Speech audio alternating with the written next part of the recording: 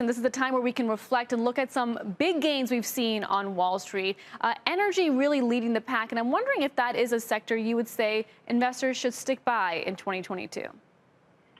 You know, it's tough for me to get, I like it off the bottom like it did, but it's hard to get too excited about it, for me anyway. I think the transition in 2022 will be to think more about higher quality companies. Not that there aren't some high quality energy companies, but what I mean is you got to bounce, as you showed, some of them better than a bounce. I mean, a phenomenal return out of some energy companies. And a lot of that was due to obviously the ripping oil prices. I'm not sure you can count on that necessarily. So I think you need to think about, the higher quality as the economy starts to not get slow, but get slower relative to 2021. Bill, what other changes are you making to your portfolio as you size up the gains of this year and look for opportunities next year? Yeah, so I think first, the big one really is that quality trade, because it's really keyed on the fact that the Federal Reserve is, almost certain to hike rates, and probably starting in March. And at least from what we've looked at, quality is the place to be. So I think that's probably the one big one. The second one is, I think this isn't really a change for us, but it certainly helps our case to continue to be very defensive on the bond side in terms of reducing interest rate risk as much as you can.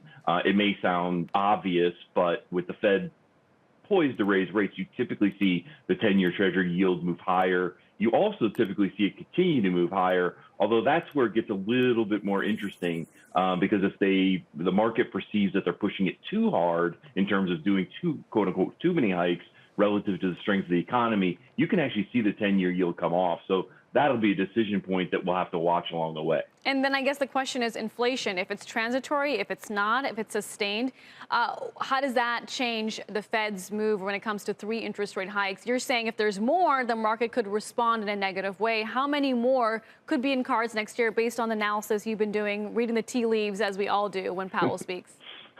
Well, I mean, I think it's impossible to know in terms of the number. I think what I can't give you what'll happen. I think I'll give you what to watch, which is really just to watch how much the yield curve, in other words, the difference between the 2-year yield and the 10-year yield flattens. If it inverts, that means they've gone too far. I think my biggest worry for 2022 is if you get a situation where the inflation continues to be high, but growth really starts to slow. That is an ugly mix for stocks. I don't expect it necessarily, but I think that's a place where you have to at least think about the downside risks. As long as you have good growth, frankly, we can forgive a lot of sins on the inflation side. I mean, just look at 2021, right?